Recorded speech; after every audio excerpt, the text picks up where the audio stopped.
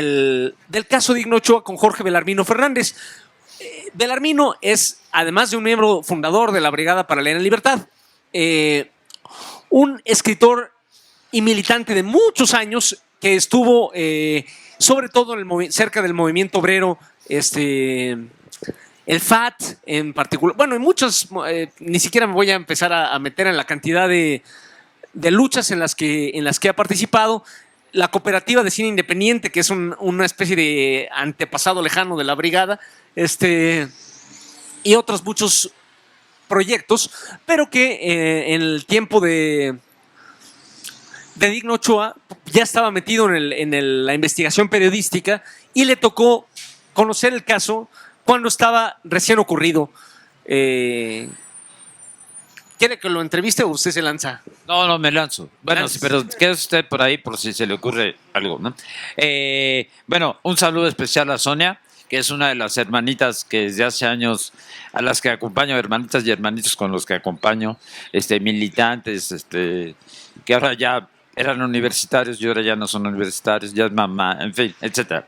Bueno, el caso de Digno Ochoa es muy importante por el caso mismo y por lo que deja ver de la historia del país.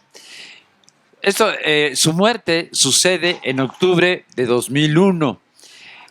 Su cuerpo aparece en su oficina, está cerrada la oficina y entra un compañero que tenía que ir a esa hora y se encuentra con el cuerpo muerto. Y el cuerpo tiene ella es diestra, o sea, usa la mano derecha y su cuerpo tiene un balazo del lado izquierdo de arriba abajo. Además, la pistola está en el suelo y es una pistola de modelo checoslovaco, pero hecha en México, que es muy difícil de practicar y está en circunstancias muy raras, ¿no? Tiene los mal metidos guantes de látex en las manos, pero mal metidos, y hay polvo esparcido por todos lados, ¿no?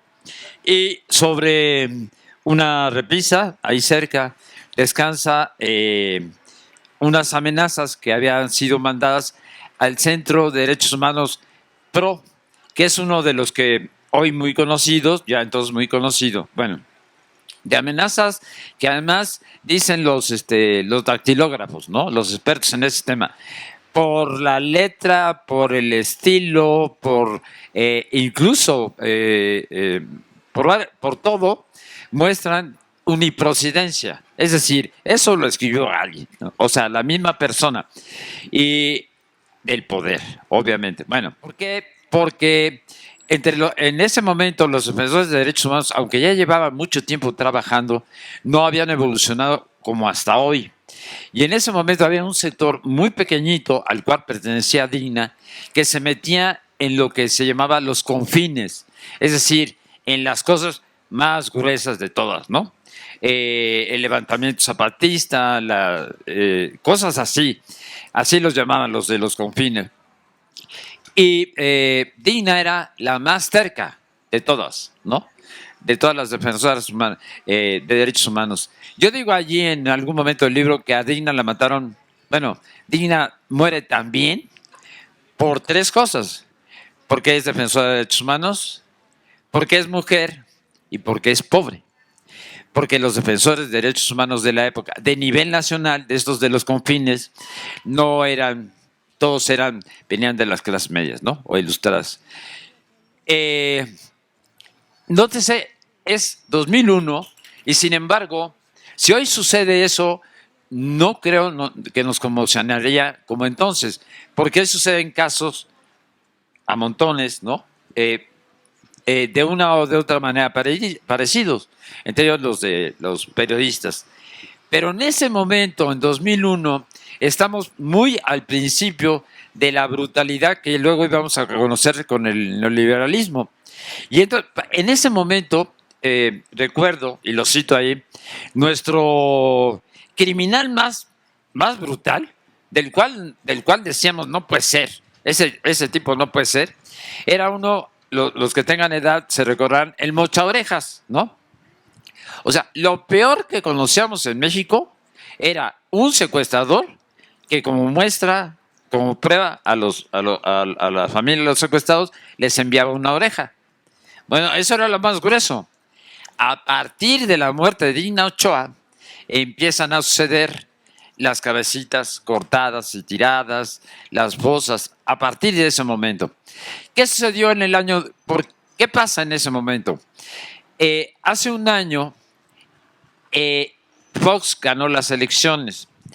Al ganarlas, y entonces por primera vez el PRI pierde la presidencia de la República, aunque el PAN vaya a ser su continuador, su socio, ¿no? Como bien sabemos, seguirá siendo su socio. Pero sí hay una cosa que cambia, que es el viejo régimen priista, que desde la revolución se basaba en que el presidente era la figura todopoderosa. O sea, nada sucedía en el chingado país, nada.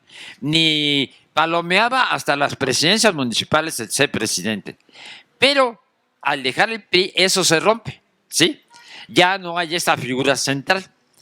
Y entonces empieza el proceso que vemos hoy culminar, avanzar, bueno, ya culminar, no sé si culmine, esperemos que culmine, que es que se vuelve, digamos, se llamaría una feudalización, es decir, cada estado se vuelve un coto de poder para cada grupo, cada vez más, ¿no? Esa falta de figura presidencial, quien está, hay quien dice, Blanche Petrich, la periodista, la gran periodista, ¿no?, de La Jornada, que hoy está un poco, bueno, ya no publica tanto como antes, dice que es una señal de quienes al irse el PRI y terminar este modelito que había, estaba el CISEN, ¿no? Y entonces quedan en riesgo de a lo mejor no quedarse en los servicios de inteligencia. Entonces esta es como una señal, ¿no? De los que sabemos todo y todo lo podemos, somos nosotros, ¿no? A los que a Osado no vais a correr, Fox, ¿no? Porque se da un momento que hasta Fox lo saca de onda, ¿no? Esta muerte. Pero la línea de investigación, les digo, la primerita conduce a el que fue, en ese momento, era Procurador General de la República ya, Rafael Maceo de la Concha, pero que había sido encargado de los servicios de inteligencia del Ejército, por el tipo de casos que Dina Ochoa ha estado defendiendo.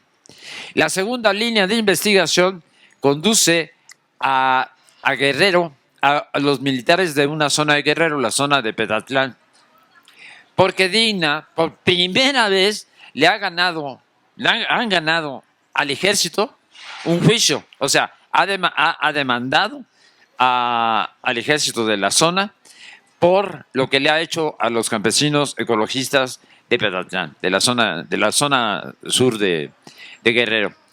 Y entonces, esas son las dos líneas principales. La tercera es la que se va a imponer, la del suicidio. Bueno, miren, lo del suicidio, por eso en este momento la Corte Interamericana de Derechos Humanos dice, ese juicio mándenlo a la basura, no sirve. Bueno, ya lo decía entonces, ¿no? Pero en este momento ya es determinante y entonces se va a reponer el juicio. Por eso hoy vuelve a ser muy importante el tema, para que el juicio sea el que se deba. El primer fiscal especial, debo decir que ese libro no lo hice por mis pantalones, sino que me lo encargó Felipe Casals. Era un director de cine. Ustedes habrán visto películas como El Apando, ahí ya se me olvidan películas por ahí, si alguien se acuerda, Los motivos de luz, y había hecho había hecho una película sobre Dina Ochoa, pero le sobraba, había hecho entrevistas a montones y le sobraban. Y acá entre nos, ya que se murió, puedo decir que en realidad la película, porque él se asesoró, se dividieron los defensores de derechos humanos ante la muerte de Dina, y entonces unos creían que la había asesinado y otros decían no lo asesinaron. ¿Por qué? Porque el golpe era tal, según yo, que se aceptaban que habían matado a Dina, estaban diciendo, es que el que sigo soy yo, ¿no? Entonces, por un mecanismo de defensa, decían, no, estaba loca, ¿no? De hecho, quien introdujo la tesis del suicidio fue el director del Padre Pro, curiosamente, ¿no? Él fue y además era todo muy turbio, era todo muy oscuro, porque el Padre Pro era el coadyuvante. O sea, se refiere al Centro de Derechos Humanos Agustín Pro. Padre Pro. Sí, ya lo había citado, ¿no? Bueno, el hecho es, entonces el primer procurador tiene claras las cosas y es un tipo, bueno, entonces a mí me lo encargan y lo va a sacar Editorial Planeta, y me da Felipe Casals todo el material y yo me apoyo aparte en el sector de defensores humanos que apoyaban la tesis del asesinato, que eran grandes figuras, ¿no? Entonces, ese libro, de veras, sí, léanlo, porque realmente realmente sí es, creo que de alguna manera es mi mejor trabajo, ¿no? Yo hago sobre todo cosas de historia, pero ese es un trabajo en el que sigo fielmente la investigación. Claro, lo hago de manera anecdótica, de manera que no se vayan, de forma que no se vayan, que sea, digamos, ameno es un decir, ¿no? No se puede ser ameno con un asesinato, bueno, con una muerte. Hay que decir la muerte porque todavía hay que reponer el juicio para demostrarlo. Entonces, este primer fiscal especial con el cual hablé, me dijo, mire, es que en México jamás ha existido un servicio de investigación policíaca, jamás, ¿no? Aquí en México los policías lo que hacen es o les dan un pitazo o tortura, no hay de otra. Entonces aquí nadie sabe investigar. Y entonces él estaba creando un servicio de investigación, al fin, ¿no? Una policía de investigación. Pero incluso su policía de investigación comete los siguientes errores ya de entrada, ¿no? Bueno, el primerito es que debería haber una sola foto, ¿no? De registro del asesinato. Ah, no, pues al siguiente día hay 3 fotos. 3 fotos distintas. Y una de ellas muy distintas, que es la que aparece en la prensa. Muestra el cuerpo en otra posición. Bueno, ya para empezar, si el cuerpo está en una posición, en otra posición, determina muchísimas cosas. Bueno, ¿por qué es así? Porque resulta que los periodistas estaban acostumbrados a darle una lana al policía, ¿no? Que estaba allí, y decirle, pónmela para que se vea más dramática la escena del crimen, ¿no? Va la madre. Ya de entrada, ya está ahí, primer cosa gravísima. Segunda, recogen el arma y sí lo meten en una bolsa, pero se les cae y se desarma. Y entonces, pues meten la mano para armarla, ¿no? No, pues ya valió madre la pistola, ¿no? O sea, ¿qué le borraron allí? Pues sepas todo. Tercero, le toman muestras, al llegar el Ministerio Público, le toma muestras de los orificios que tiene, ¿no? Y entonces, y ahí pone, ¿no? Ancho, largo, dirección, tal. Bueno, cuando ese mismo cuerpo llega al CEMEFO, a la hora que registran esos mismos orificios, ya no miden igual, ni están en la misma dirección. Y luego, cuando ya horas después le hacen ya el examen del CEMEFO tal cual, la tercera apunte muestra otro tipo de orificios. ¿Cómo chingados en este ambiente poder decir nada de nada, ¿no? O sea, bueno. Otra cosa, le encargan el caso. Aquí hay algo chistoso, grave, ¿no? En ese momento el procurador de justicia de la Ciudad de México era Humberto Batis, que hoy, bueno, y recordemos, es el gobierno de López Obrador, ¿no? Y este hombre, que todo el mundo dice que es probo y que hay que creerle que es una gran persona y no sé qué, y sí, parece que es una persona decente, pero por cierto, su origen es de derecha, ¿no? O sea, él viene del PAN y luego pasa. Pero el caso es que el probo hombre le encanta jugar como al segundo, o sea, al primer fiscal especial, rapidito lo quitan y ponen a otro. Que por cierto, él sigue siendo procurador, ahora en también de Morena, pero en Quintana Roo, creo, ¿no? Bueno. Y entonces a ellos les encanta hablar les encanta la novela policíaca, ¿no? Entonces se ponen a hablar del caso como si estuvieran ante un caso de novela policíaca. O sea, y el señor agarra y se lleva toda la escena del crimen para poder platicar con Batis, ¿no? Sobre, como si fuera el caso de Digna, como si fuera un caso de novela policíaca. Se lleva toda la escena del crimen, se la lleva a su despacho. Por lo tanto, la escena del crimen valió madres. O sea, ya valió madres todo, ¿no? Y por eso, con buenas razones, este libro, en el que yo sostenía la tesis de los defensores de derechos humanos, amigos de Digna, sostiene que tiene que reponerse todo, porque con lo que había no hay manera de seguir. No se revisa, tiene un segundo balazo en Sedal, ¿no?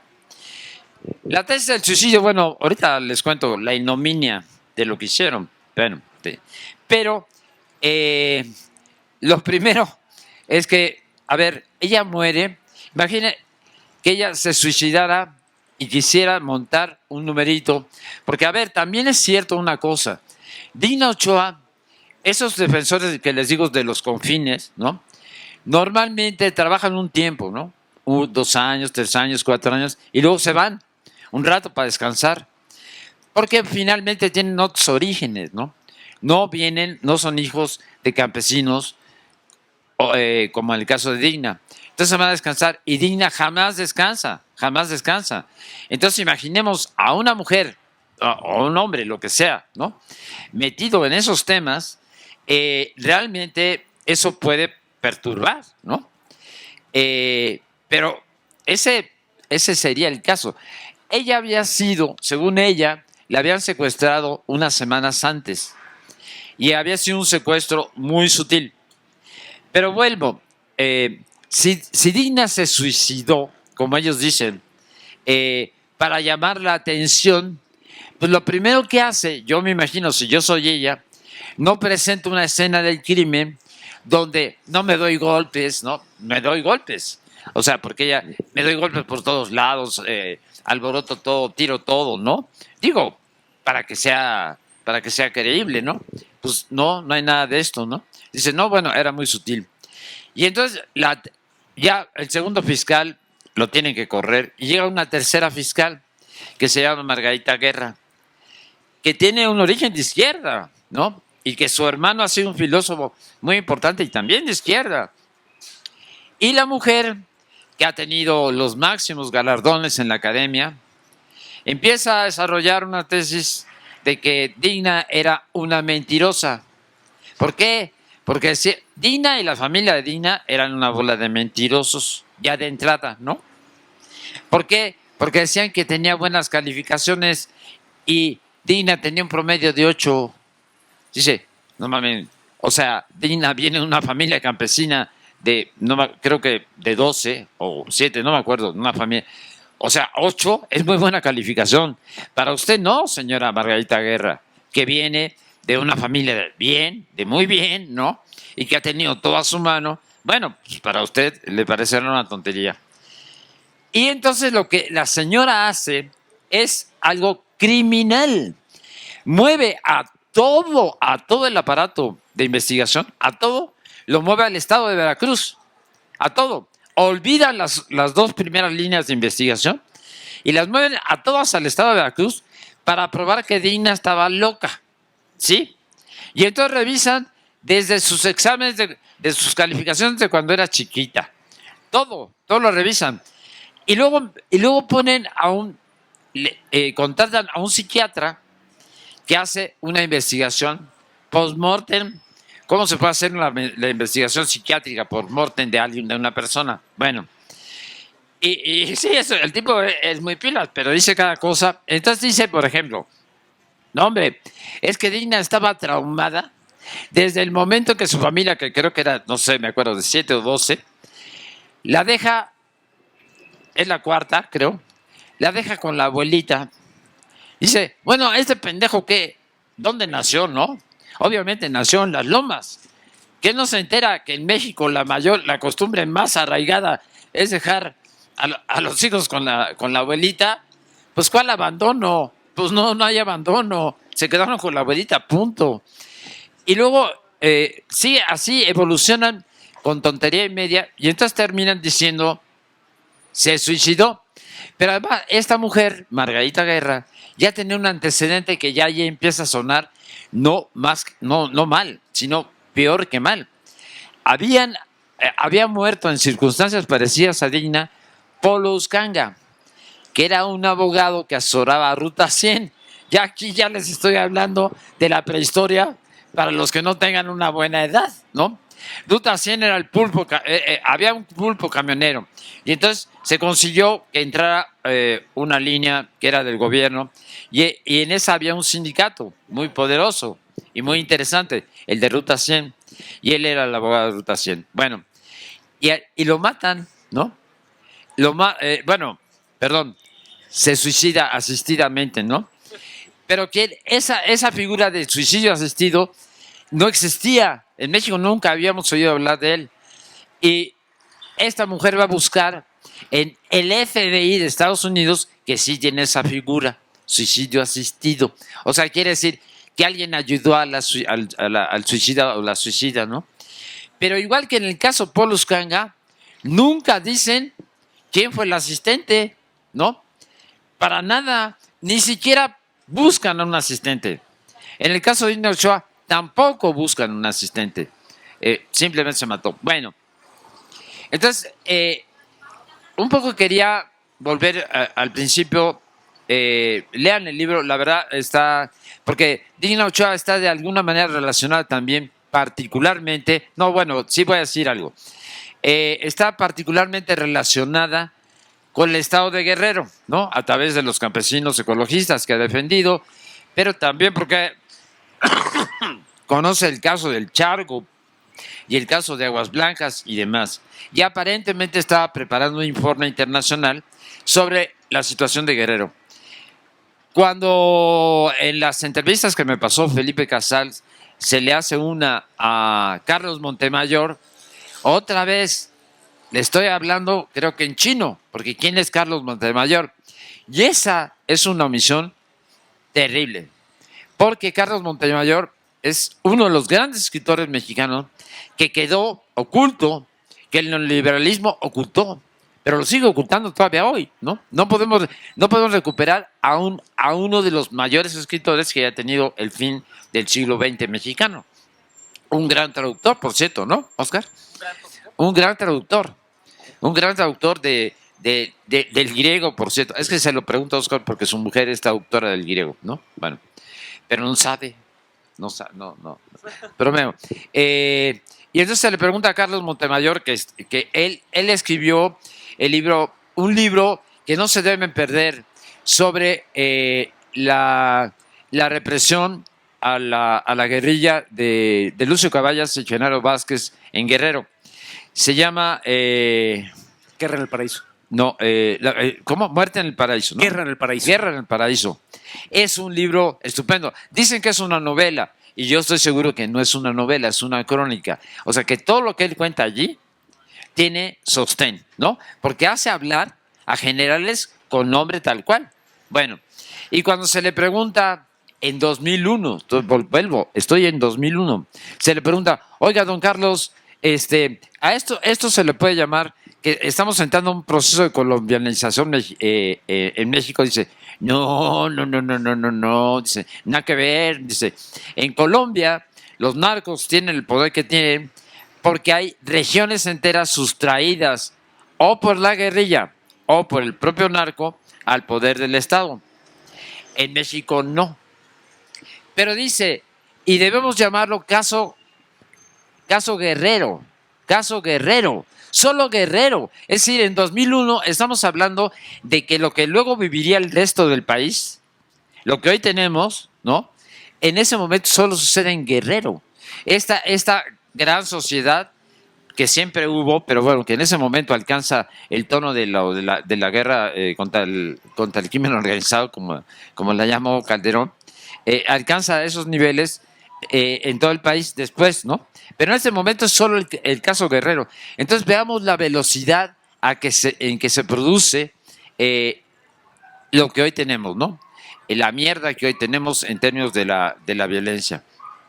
Bueno, para que ustedes pregunten o Oscar comente y lo que ustedes quieran. Bueno, y nada más les digo, por ahí si pueden apuntar, yo tengo un blog, tengo como 700 blogs, pero tengo uno que se llama Digna Ochoa, la muerte por tan igual. Ustedes le ponen Jorge Belarmino, blog, Digna Ochoa, y lo van a encontrar, ¿no? Y ahí está todo el texto del libro. Digna Ochoa, la muerte por tan igual. Pueden poner Jorge Fernández o Jorge Belarmino y van a encontrar el blog y ahí está todo el texto, ¿no? Tío. Sí, ahora que ha salido un documental de mucha visibilidad, porque está en Netflix, sobre el caso de Florence Cassés y Israel Vallarta, pues nos recuerda que los culpables de esos crímenes están vivos y quieren volver. No solo están vivos, sino que dirigen la opinión pública de un sector del país. Y la memoria, como decía antes, la desmemoria es una forma de impunidad, por decirlo de alguna manera, ¿no? O sea, si olvidamos todas estas cosas, permitimos que vuelvan a ocurrir. No se trata necesariamente de castigar a los culpables si es que están vivos, pero por lo menos de saber qué pasó. Y esa memoria no va a estar, esa memoria no se construye automáticamente. Tenemos que buscarla, reconstruirla nosotros. Esa fue la importancia también de la campaña por castigar los crímenes de los expresidentes, que a muchos nos emocionaba, no tanto por el castigo mismo, sino por la memoria, para que no vuelva a ocurrir muchos de aquellos crímenes. Y así como, y se ve que hay mucho interés, ¿no? Que Netflix haya sacado este documental y que muchos de nosotros lo hayamos visto por encima de cualquier otra oferta cinematográfica que nos ofrecieran, muestra que hay mucho interés en la sociedad mexicana por recordar estas cosas, ¿no? Y además que toca el caso de Digna Ochoa, como decía Belarmino al principio, toca las jerarquías sociales de México. Era mujer, joven, pobre. Ahora sí que no la víctima perfecta, la víctima, la confluencia de todos los odios, la vulnerabilidad encarnada, ¿no? Incluso el hecho de que su suicidio sea verosímil por el hecho, como decía Belar, de que un defensor de derechos humanos lleva una vida de horror, o sea, se encuentra cotidianamente con el horror y tiene que guardar distancia porque si no le termina afectando. Eso también es, o sea, incluso si así fuera, incluso reconociendo eso, lo oigo más, oigo más las conversaciones que mi propia voz, por cómo están está ahí. Sí, no, ni modo. Pero se me va la onda, por eso me disculpo.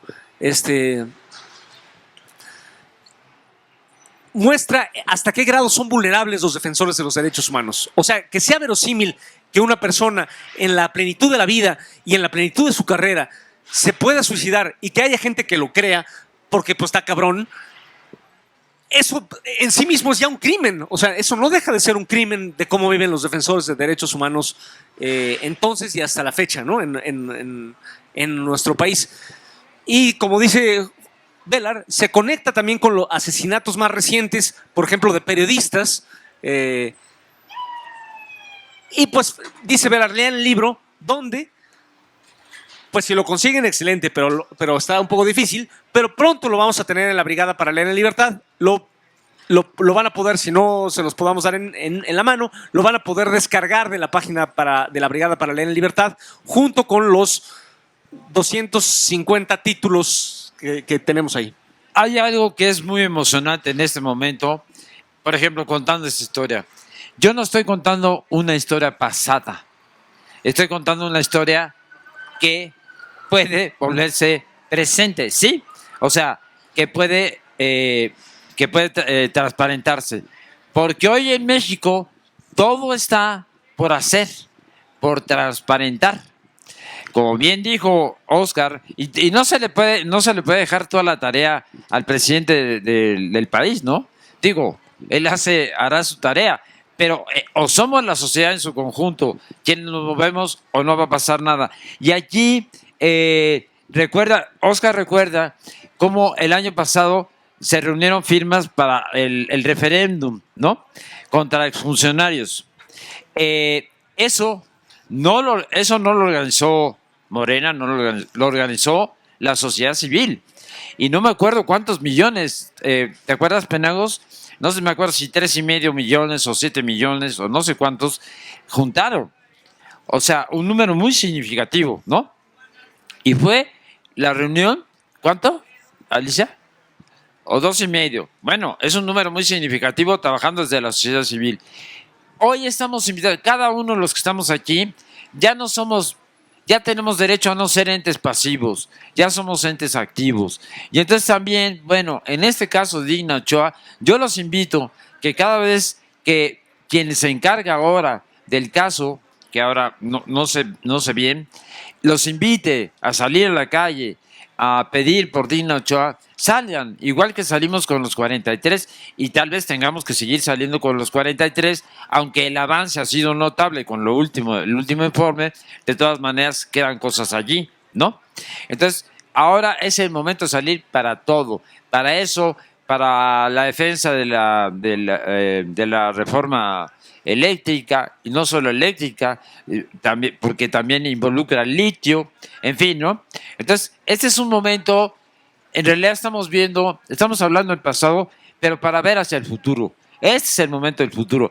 O intervenimos todos, ahora sí, no nos podemos hacer tontos y tontas. Si en el futuro, si no aprovechamos esta coyuntura, no vamos a poder, ¿qué les vamos a decir a los hijos, no?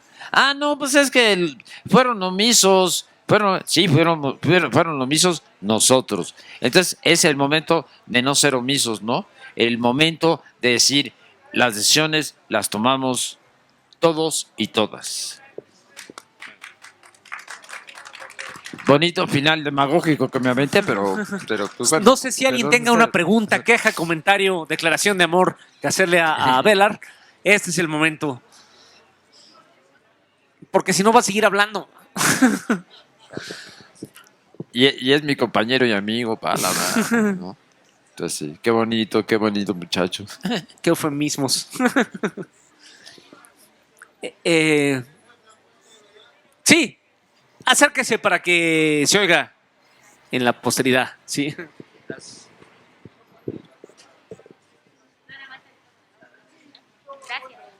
Por favor. Sí, yo recuerdo vagamente de Digna Ochoa y todo eso. Yo acababa de entrar a trabajar en la época entre Cedillo, bueno, cuando todavía Salinas, Cedillo, tenía familiares en Ruta 100. Me acuerdo de la muerte de Paul Uscanga ahí en un edificio de insurgentes, ¿no? Y me acuerdo que se puso de moda los suicidios con escopeta por la espalda, ¿no? Entonces que decías, ¿cómo le haría el cuate para suicidarse con una pinche escopeta por la espalda, ¿no? Pero fue el pan de cada día y como ahorita nos lo hacen manejar, fue suicidio, casi nos dicen que los 43 se suicidaron, ¿no? Entonces, vivimos ese oscurantismo, ese terror, que ahorita, pues, ¿cuántos de la oposición y de los merolicos oficialistas de la televisión y del radio dicen que estamos en un país que vive una dictadura, cuando el terror y la dictadura, pues yo recuerdo la época de Salinas, ¿no? Que hasta su mismo candidato se murió. Yo me acuerdo que estábamos trabajando, yo en ese entonces había entrado a trabajar en Fernández Editores, tenía 22 años, y me dice un compañero, mataron al candidato. Yo dije, no, pues Cuauhtémoc Cárdenas, ¿no? Y en esto de que mataban a los, cuando Cuauhtémoc Cárdenas en el 87, yo era menor de edad, pero apoyé mucho la campaña de Cuauhtémoc Cárdenas. andábamos haciendo pintas en la calle y veíamos una patrulla y nos teníamos que esconder y echarnos a correr y todo eso. Hemos luchado mucho. Luego la gente me condena mucho porque obviamente están en desacuerdo con las cosas que dice López Obrador por todo lo que dicen los medios de comunicación, ¿no? Por toda la falacia que construyen. Pero yo dije, pues yo luché tanto por este gobierno, ¿cómo no lo voy a defender? ¿No? ¿Cómo no lo voy a pelear? Y yo pensé que Cuauhtémoc Cárdenas se lo habían echado. No, pues que había sido a Colosio. ¿Cómo va a ser posible? El candidato del PRI lo suicidaron casi, casi, ¿no? Entonces sí, fue todo un oscurantismo. A mí, desgraciadamente, no me gusta que los gringos nos vengan a contar nuestra historia, como pasó con Coco, como pasó con el libro de la vida y como pasa con tantas cosas. Vienen los gringos o vienen los extranjeros a contarnos nuestra historia. Entonces, cuando nosotros volteamos a ver, ay, mira, vamos a vestirnos de catrinas, vamos a pintarnos, vamos a hacer un carnaval, una marcha. Pues no, nosotros tenemos que voltear por nuestros propios méritos a ver nuestra cultura, que es lo que nosotros tratamos de hacer acá. A nosotros el gobierno no nos paga nuestras publicaciones, no nos da dinero, no nos da un sueldo. Nosotros tenemos que sacar la inversión de lo que cuesta hacer un libro, ¿no? Entonces, pues tenemos que mostrarle a la gente qué estamos vendiendo y de qué se trata. Desgraciadamente competimos un poco en los ruidos, porque yo también tratando de ser un foco de cultura en Santa Fe, que no hay nada, en el pueblo de Santa Fe, ocupé el atrio de la iglesia que me lo prestó el padrecito para hacer eventos ahí, o subsidiados o pagados por mí, auspiciados por mi bolsa, porque el gobierno no me daba nada en ese entonces ni ahorita. Y entonces cuando salía la gente de la iglesia se nos quedaba viendo como diciendo, ¿qué chingados hacen aquí si aquí es para venir a rezar? ¿No? Y yo ahí llevaba grupos musicales que les pagaba yo de mi bolsa y les ponía el sonido. Entonces ahí aprendí que si tú pones el bafle para acá, puedes retroalimentarte para oírte, para saber cómo estás hablando y no estar gritando y todo eso. Entonces, un poquito eso aprendí, pues. Y quería hablar acerca de toda esta historia de asesinatos que, por fortuna, hoy tenemos el gobierno para nosotros y esperemos que la historia cambie, ¿verdad? Por el bien de todos. O la cambiamos, ¿no? O sea, la cambiamos con... Sí, compañero. Sí.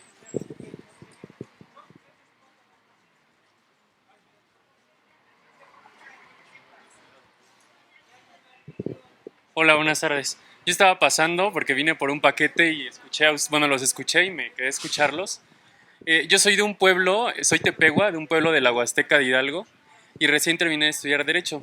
Se llama Huehuetla Hidalgo. Me gustó mucho escuchar primero de usted cuando decía que le preguntaban si iba a pueblos marginados o marginales. Y la respuesta que les dio me conmovió mucho porque es justo como nos llaman a los pueblos indígenas, pueblos marginados. A mí incluso muchas ocasiones, por X o Y razón, me decían, oye, pero tú no eres tepehua si no eres moreno y no eres prieto, ¿no? Pégate el micrófono para que te oigan los... Sí, me decían, no, tú no eres tepehua si no eres prieto y no eres moreno, ¿no? Y nunca entendí la discriminación hasta que me llamaron pinche tepehua pendejo cuando traté de dar una opinión.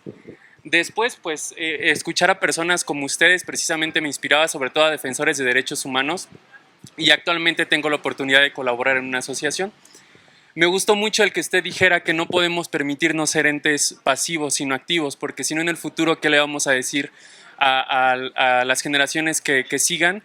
Porque sí nos asombramos, ¿no? Cuando vemos un asesinato y nos asombramos cuando vemos que violan derechos humanos en algunos lugares, y nos asombramos en Facebook y nos asombramos en las redes, pero cuando tenemos la oportunidad de hacer algo o de empatizar por lo menos con las personas que sufren, no lo hacemos.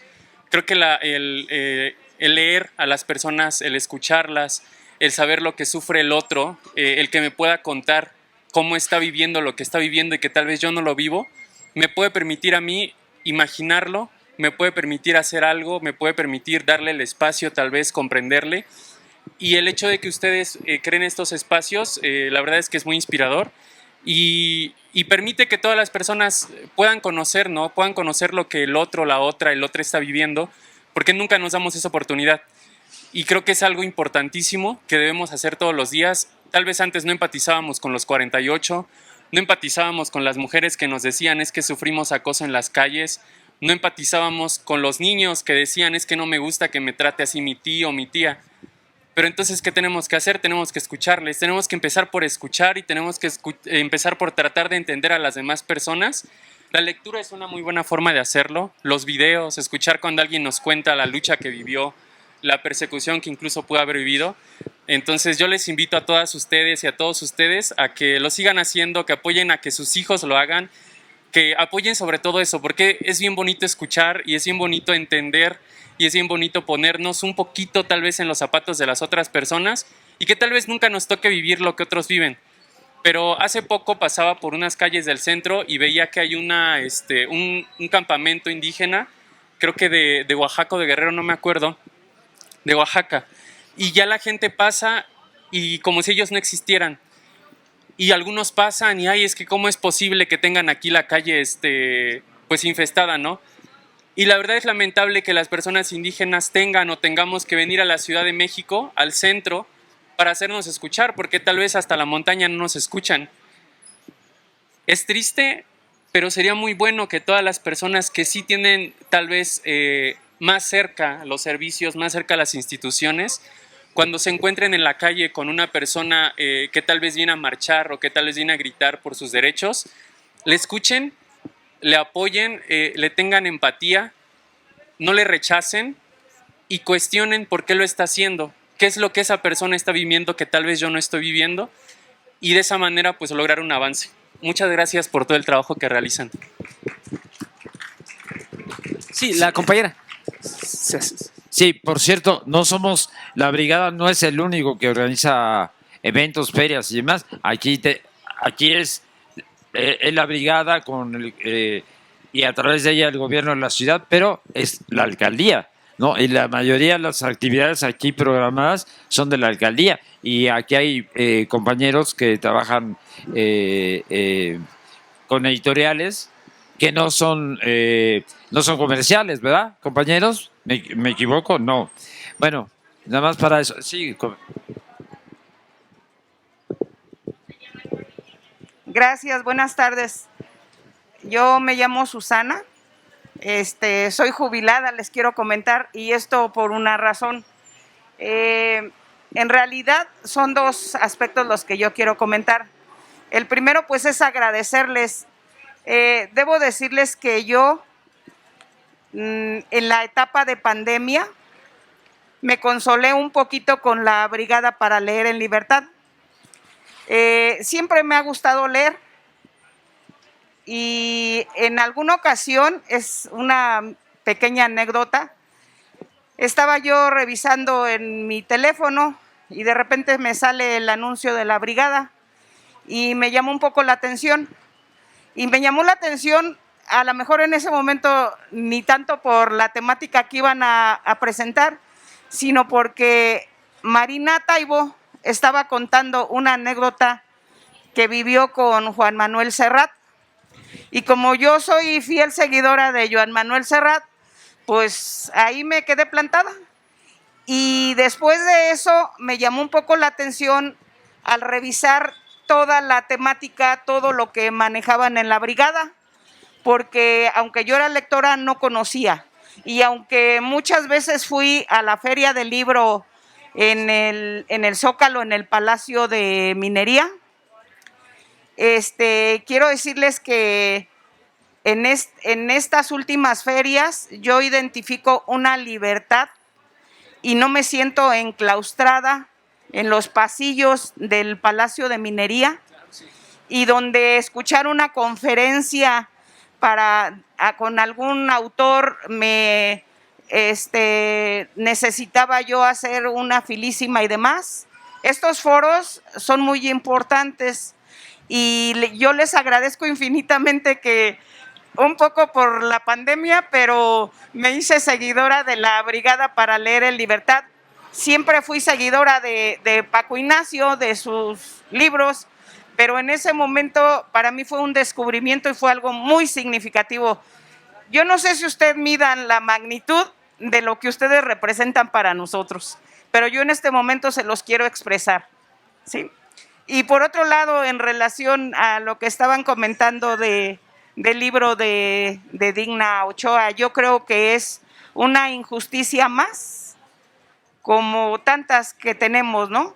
Y lamentablemente el problema es que nos hacen o nos estábamos acostumbrando a que las cosas pasaran y que no se pudiera pues hacer absolutamente nada, ¿no? O que por lo menos fueran expuestas ante la opinión pública de la manera en que ahora se hace, ¿no?